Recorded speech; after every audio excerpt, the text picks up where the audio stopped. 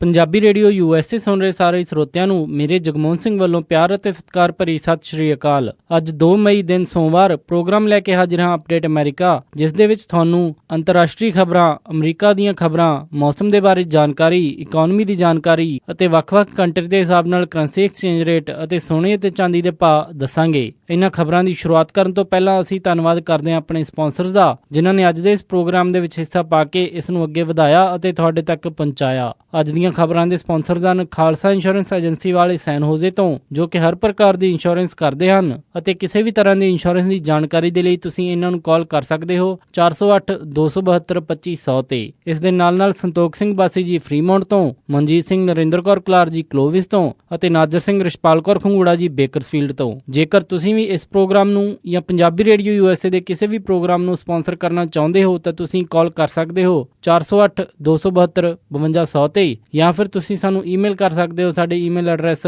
info@punjabiradiousa.com ਤੇ। ਹੁਣ ਵੱਧਦੇ ਹਾਂ ਜੀ ਅੱਜ ਦੀ ਪਹਿਲੀ ਖਬਰ ਵੱਲ।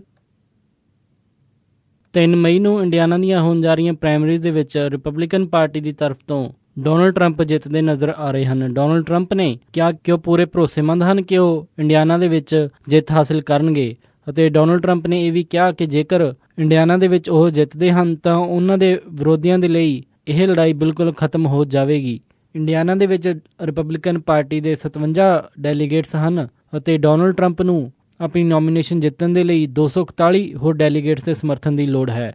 ਜੇਕਰ ਉਹ ਇੱਥੇ 57 ਡੈਲੀਗੇਟਸ ਲੈਂਦੇ ਹਨ ਤਾਂ ਉਹਨਾਂ ਨੂੰ ਰੋਕਣਾ ਟੈਡ ਕਰੂਜ਼ ਅਤੇ ਜੌਨ ਕੈਸਿਕ ਦੇ ਲਈ ਲਗਭਗ ਨਾ ਦੇ ਬਰਾਬਰ ਹੈ। ਲੇਟੈਸਟ ਆਏ 2 ਸਰਵੇ ਦੇ ਵਿੱਚ ਡੋਨਲਡ ਟਰੰਪ ਟੈਡ ਕਰੂਜ਼ ਦੇ ਉੱਤੇ ਡਬਲ ਡਿਜਿਟਸ ਦੀ ਲੀਡ ਲੈਂਦੇ ਦਿਖਾਈ ਦੇ ਰਹੇ ਹਨ। ਜੌਨ ਕੈਸਿਕ ਨੇ ਇੰਡੀਆਨਾ ਦੇ ਵਿੱਚ ਆਪਣੀ ਸਪੋਰਟ ਟੈਡ ਕਰੂਜ਼ ਨੂੰ ਦੇ ਦਿੱਤੀ ਹੈ ਤਾਂ ਕਿ ਉਹ ਡੋਨਲਡ ਟਰੰਪ ਨੂੰ ਸਾਰੇ ਡੈਲੀਗੇਟਸ ਲਿਜਾਣ ਤੋਂ ਰੋਕ ਸਕਣ। ਇੰਡੀਆਨਾ ਦੇ ਵਿੱਚ ਡੋਨਲਡ ਟਰੰਪ ਦਾ ਸਮਰਥਨ 2 ਵਜ੍ਹਾ ਦੇ ਕਰਕੇ ਕਾਫੀ ਜ਼ਿਆਦਾ ਹੋ ਰਿਹਾ ਹੈ। ਇੱਕ, ਉਹ ਜੋ ਖੁੱਲ੍ਹ ਕੇ ਰਿਪਬਲਿਕਨ ਪਾਰਟੀ ਦੇ ਜਾਂ ਫਿਰ ਹੋਰ ਰਾਜਨੀਤਿਕਾਂ ਦੇ ਖਿਲਾਫ ਬੋਲ ਰਹੇ ਹਨ ਅਤੇ ਆਮ ਲੋਕ ਪੋਲੀਟੀਸ਼ੀਅਨਸ ਦੇ ਖਿਲਾਫ ਆਪਣੀ ਪੜਾਸ ਕੱਢਣ ਦੇ ਲਈ ਡੋਨਲਡ ਟਰੰਪ ਦਾ ਸਮਰਥਨ ਕਰ ਰਹੇ ਹਨ। ਅਤੇ ਦੂਸਰਾ, ਰਿਪਬਲਿਕਨ ਪਾਰਟੀ ਦੇ ਵੋਟਰਸ ਲਗਭਗ ਇਹ ਮੰਨ ਚੁੱਕੇ ਹਨ ਕਿ 2016 ਦੀਆਂ ਹੋਣ ਵਾਲੀਆਂ ਇਲੈਕਸ਼ਨ ਦੇ ਵਿੱਚ ਡੋਨਲਡ ਟਰੰਪ ਹੀ ਰਿਪਬਲਿਕਨ ਪਾਰਟੀ ਦੇ ਉਮੀਦਵਾਰ ਹੋਣਗੇ। ਇਸ ਕਰਕੇ ਉਹ ਆਪਣੀ ਵੋਟ ਡੋਨਲਡ ਟਰੰਪ ਦੇ ਨਾਲ ਪਾ ਰਹੇ ਹਨ। ਉੱਧਰੋਂ ਡੈਮੋਕ੍ਰੈਟਿਕ ਪਾਰਟੀ ਨੇ ਪ੍ਰਾਇਮਰੀਜ਼ ਦੇ ਵਿੱਚ ਹਿਲਰੀ ਕਲਿੰਟਨ ਦਾ ਕੈਂਪੇਨ ਲਗਭਗ ਇਹ ਮੰਨ ਚੁੱਕਾ ਹੈ ਕਿ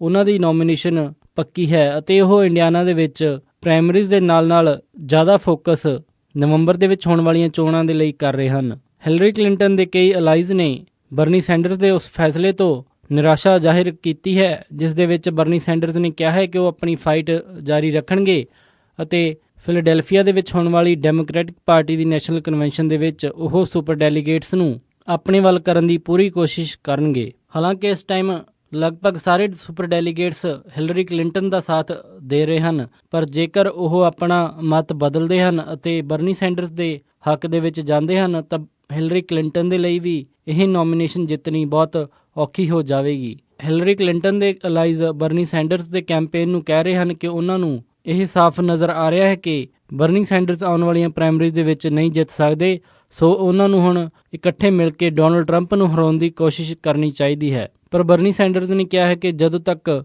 ਆਖਰੀ ਫੈਸਲਾ ਨਹੀਂ ਹੋ ਜਾਂਦਾ ਉਹ ਆਪਣੀ ਹਾਰ ਨਹੀਂ ਮੰਨਣਗੇ ਅਤੇ ਡੈਮੋਕ੍ਰੈਟਿਕ ਪਾਰਟੀ ਦੀ ਉਮੀਦਵਾਰੀ ਦੇ ਲਈ ਲਗਾਤਾਰ ਲੜਦੇ ਰਹਿਣਗੇ।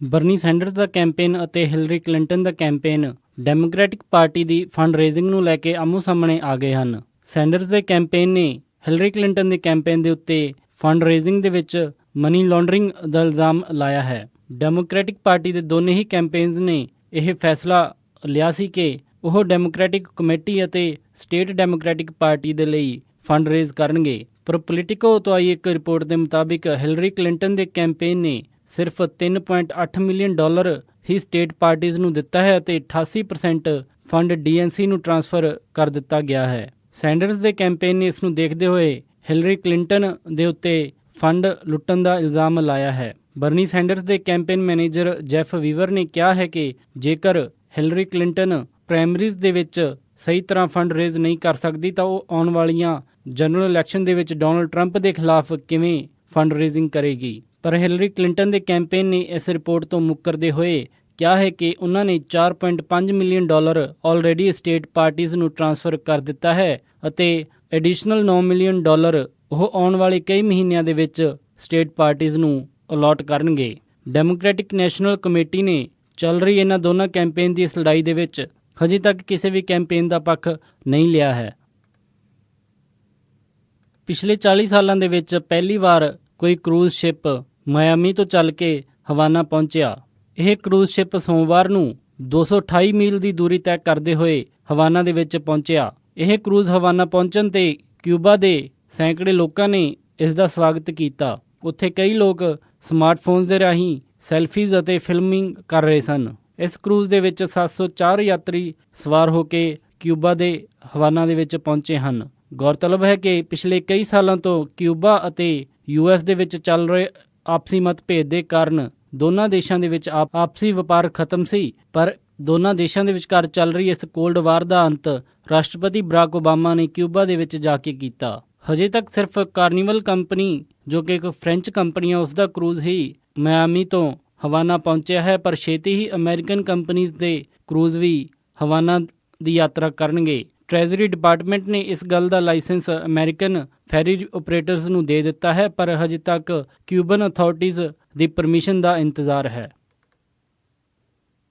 ਸੁਪਰੀਮ ਕੋਰਟ ਨੇ ਇਸ ਗੱਲ ਦੇ ਸਿਗਨਲ ਦਿੱਤੇ ਹਨ ਕਿ ਉਹ ਦੇਸ਼ ਭਰ ਦੇ ਵਿੱਚ ਚੱਲ ਰਹੀ ਮੁਹਿੰਮ ਜਿਸ ਦੇ ਵਿੱਚ ਮਿਨੀਮਮ ਵੇਜ ਨੂੰ $15 ਪਰ ਆਰ ਕੀਤਾ ਜਾ ਰਿਹਾ ਹੈ ਉਸ ਨੂੰ ਰੋਕਣ ਦਾ ਕੋਈ ਵੀ ਫੈਸਲਾ ਨਹੀਂ ਕਰੇਗਾ। ਸੈਟਲ ਦੇ ਵਿੱਚ ਇਹ ਲਾਅ ਪਾਸ ਹੋਇਆ ਜਿਸ ਦੇ ਵਿੱਚ ਮਿਨੀਮਮ ਵੇਜ ਨੂੰ $15 ਪਰ ਆਰ ਕੀਤਾ ਗਿਆ। ਇਸ ਨੂੰ ਲੈ ਕੇ ਕਈ ਛੋਟੇ ਬਿਜ਼ਨਸ ਨੇ ਕੋਰਟ ਦੇ ਵਿੱਚ ਇਸ ਫੈਸਲੇ ਦੇ ਖਿਲਾਫ ਅਪੀਲ ਕੀਤੀ। ਛੋਟੀਆਂ ਬਿਜ਼ਨਸ ਦਾ ਤਰਕ ਹੈ ਕਿ ਉਹਨਾਂ ਨੂੰ ਵੱਡੀਆਂ ਕੰਪਨੀਆਂ ਦੇ ਆਧਾਰ ਦੇ ਉੱਤੇ ਟਰੀਟ ਕੀਤਾ ਜਾ ਰਿਹਾ ਹੈ ਅਤੇ ਉਹ $15 ਪਰ ਆਰ ਮਿਨੀਮਮ ਵੇਜ ਅਫੋਰਡ ਨਹੀਂ ਕਰ ਸਕਦੇ। ਪਰ ਸੁਪਰੀਮ ਕੋਰਟ ਨੇ ਇਹ ਸਾਫ਼ ਕੀਤਾ ਹੈ ਕਿ ਉਹ ਦੇਸ਼ ਭਰ ਦੇ ਵਿੱਚ ਚੱਲ ਰਹੇ ਇਸ $15 ਪਰ ਆਰ ਮਿਨੀਮਮ ਵੇਜ ਦੀ ਮੁਹਿੰਮ ਨੂੰ ਨਹੀਂ ਰੋਕਣਗੇ। ਨਿਊਯਾਰਕ ਦੇ ਵਿੱਚ ਵੀ ਜੋ ਮਿਨੀਮਮ ਵੇਜ $15 ਪਰ ਆਰ ਕਰਨ ਦਾ ਫੈਸਲਾ ਲਿਆ ਗਿਆ ਹੈ ਉਸ ਨੂੰ ਲੈ ਕੇ ਫੂਡ ਇੰਡਸਟਰੀ ਨੇ ਕੋਰਟ ਦੇ ਵਿੱਚ ਅਪੀਲ ਦਾਇਰ ਕੀਤੀ ਹੈ।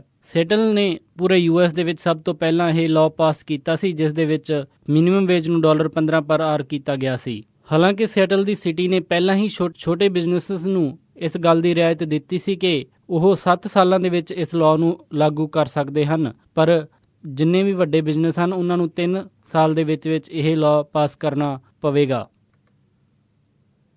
I-580 ਦੇ ਉੱਤੇ ਇੱਕ ਟਰੱਕ ਦੇ ਵਿੱਚ ਅੱਗ ਲੱਗ ਜਾਣ ਕਾਰਨ ਉਸਨੇ ਕਈ ਲੇਨਸ ਦਾ ਰਸਤਾ ਬਲੌਕ ਕੀਤਾ। ਇਹ ਐਕਸੀਡੈਂਟ ਅਲਮੇਡਾ ਕਾਉਂਟੀ ਦੇ ਵਿੱਚ ਲਿਵਰਮੋਰ ਦੇ ਕੋਲ ਹੋਇਆ।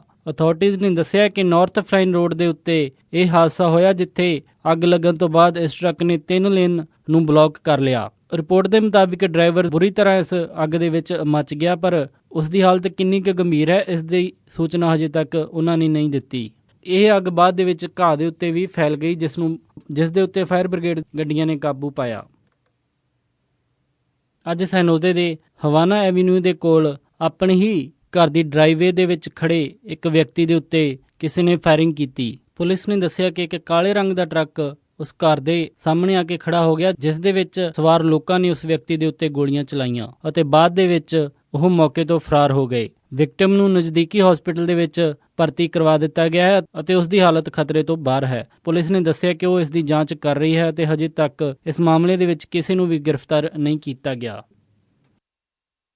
ਇਹ ਸਨ ਅੱਜ ਦੀਆਂ ਕੁਝ ਖਾਸ ਖਬਰਾਂ। ਹੁਣ ਵੱਧਦੇ ਹਾਂ ਜੀ ਮੌਸਮ ਦੀ ਜਾਣਕਾਰੀ ਦੇ ਵੱਲ। ਮੰਗਲਵਾਰ ਨੂੰ ਸੈਨੋਜ਼ੇ ਦੇ ਵਿੱਚ ਹਾਈ ਟੈਂਪਰੇਚਰ ਰਹੇਗਾ 74 ਡਿਗਰੀ ਅਤੇ ਲੋ ਟੈਂਪਰੇਚਰ 53 ਡਿਗਰੀ। ਸੈਨ ਫਰਾਂਸਿਸਕੋ ਦੇ ਵਿੱਚ 63 ਡਿਗਰੀ ਹਾਈ ਅਤੇ ਰਾਤ ਨੂੰ 51 ਡਿਗਰੀ ਲੋ। ਸੈਕਰਾਮੈਂਟੋ ਦੇ ਵਿੱਚ 84 ਡਿਗਰੀ ਹਾਈ ਅਤੇ ਰਾਤ ਨੂੰ 57 ਡਿਗਰੀ ਲੋ। ਯੂਬਾ ਸਿਟੀ ਦੇ ਵਿੱਚ 85 ਡਿਗਰੀ ਹਾਈ ਅਤੇ ਰਾਤ ਨੂੰ 58 ਡਿਗਰੀ ਲੋ।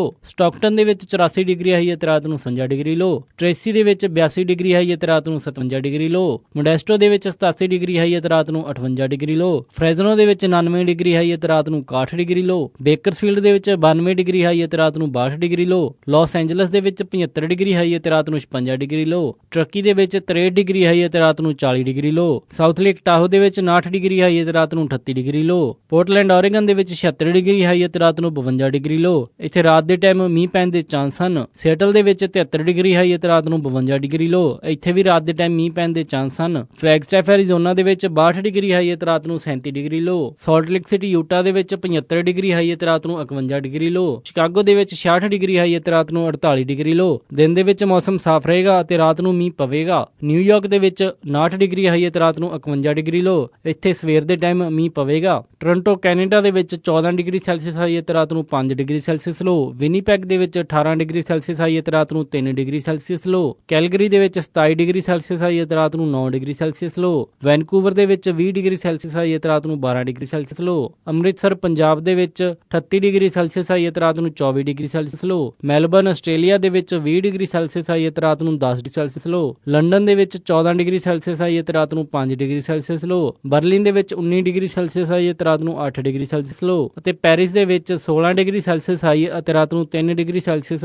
ਲੋ ਰਹੇਗਾ ਜੀ। ਇਹ ਸੀ ਜੀ ਮੌਸਮ ਦੀ ਜਾਣਕਾਰੀ। ਹੁਣ ਵਧਾਂਗੇ ਜੀ ਸਟਾਕ ਮਾਰਕੀਟ ਦੀ ਇਨਫੋਰਮੇਸ਼ਨ ਵੱਲ। ਸੋਮਵਾਰ ਨੂੰ ਕਲੋਜ਼ਿੰਗ ਦੇ ਸਮੇਂ ਡਾਓ ਜੋਨਸ 117 ਅੰਕ ਵੱਧ ਕੇ 17,891.16 ਤੇ ਬੰਦ ਹੋਇਆ। ਨੈਸਡੈਕ 42 ਅੰਕ ਵੱਧ ਕੇ 4,817.59 ਤੇ ਬੰਦ ਹੋਇਆ। S&P 16 ਅੰਕ ਵੱਧ ਕੇ 2,081.43 ਤੇ ਬੰਦ ਹੋਇਆ ਜੀ। ਅਤੇ ਵਿਲਸ਼ਾਇਰ 5000 13 ਅੰਕਾਂ ਦੀ ਗਿਰਾਵਟ ਦੇ ਨਾਲ 21,224.32 ਤੇ ਬੰਦ ਹੋਇਆ ਜੀ। ਕਰੰਸੀ ਐਕਸਚੇਂਜ ਰੇਟ ਦੇ ਵਿੱਚ ਇੱਕ US ਡਾਲਰ ਦੀ ਕੀਮਤ 66 ਰੁਪਏ 31 ਪੈਸੇ, ਇੱਕ ਕੈਨੇਡੀਅਨ ਡਾਲਰ ਦੀ ਕੀਮਤ 52 ਰੁਪਏ 96 ਪੈਸੇ, ਇੱਕ ਬ੍ਰਿਟਿਸ਼ ਪਾਉਂਡ ਦੀ ਕੀਮਤ 97 ਰੁਪਏ 30 ਪੈਸੇ, ਇੱਕ ਯੂਰੋ ਦੀ ਕੀਮਤ 76 ਰੁਪਏ 50 ਪੈਸੇ, ਇੱਕ ਆਸਟ੍ਰੇਲੀਅਨ ਡਾਲਰ ਦੀ ਕੀਮਤ 50 ਰੁਪਏ 91 ਪੈਸੇ, ਇੱਕ ਨਿਊਜ਼ੀਲੈਂਡ ਡਾਲਰ ਦੀ ਕੀਮਤ 46 ਰੁਪਏ 70 ਪੈਸੇ, ਇੱਕ ਸਿੰਗਾਪੁਰ ਡਾਲਰ ਦੀ ਕੀਮਤ 49 ਰੁਪਏ 51 ਪੈਸੇ, ਇੱਕ ਬਹਿਰੀਨੀ ਦਿਨਾਰ ਦੀ ਕੀਮਤ 175 ਰੁਪਏ 90 ਪੈਸੇ ਅਤੇ ਇੱਕ ਕੁਵੈਤੀ ਦਿਨਾਰ ਦੀ ਕੀਮਤ 220 ਰੁਪਏ 46 ਪੈਸੇ। ਸੋਨੇ ਦਾ ਰੇਟ $1291 17 ਸੈਂਟ ਪਰ ਆਉਂਸ ਰਿਹਾ ਅਤੇ ਚਾਂਦੀ $17 55 ਸੈਂਟ ਪਰ ਆਉਂਸ ਰਹੀ। ਇਸੇ ਦੇ ਨਾਲ ਅੱਜ ਦਾ ਇਹ ਖਬਰਾਂ ਦਾ ਬੁਲੇਟਿਨ ਇੱਥੇ ਹੀ ਸਮਾਪਤ ਕਰਦੇ ਹਾਂ ਜੀ। ਇਜਾਜ਼ਤ ਦਿਓ। ਉਮੀਦ ਹੈ ਕਿ ਤੁਹਾਨੂੰ ਅੱਜ ਦਾ ਇਹ ਪ੍ਰੋਗਰਾਮ ਪਸੰਦ ਆਇਆ ਹੋਵੇਗਾ। ਕਿਸੇ ਵੀ ਤਰ੍ਹਾਂ ਦੇ ਫੀਡਬੈਕ ਦੇ ਲਈ ਤੁਸੀਂ ਸਾਨੂੰ ਕਾਲ ਕਰ ਸਕਦੇ ਹੋ 408 272 5200 ਤੇ, ਜਾਂ ਫਿਰ ਤੁਸੀਂ ਸਾਨੂੰ ਈਮੇਲ ਕਰ ਸਕਦੇ ਹੋ ਸਾਡੇ ਈਮੇਲ ਐਡਰੈਸ info@punjabiradiousa.com ਤੇ। ਇੱਕ ਵਾਰੀ ਫਿਰ ਸਾਰੇ ਹੀ ਸਪਾਂਸਰਸ ਦਾ ਬਹੁਤ ਬਹੁਤ ਧੰਨਵਾਦ। ਮਿਲਦੇ ਹਾਂ ਜੀ ਅਪਡੇਟ ਅਮਰੀਕਾ ਦੇ ਅਗਲੇ ਅੰਕ ਵਿੱਚ। ਤਦ ਤੱਕ ਲਈ ਸਾਰਿਆਂ ਨੂੰ ਪਿਆਰ ਅਤੇ ਸਤਿਕਾਰ ਭਰੀ ਸਤਿ ਸ਼੍ਰੀ ਅਕਾਲ। ਸੁਣਦੇ ਰਹੋ ਜੀ ਪੰਜਾਬੀ ਰੇਡੀਓ USA।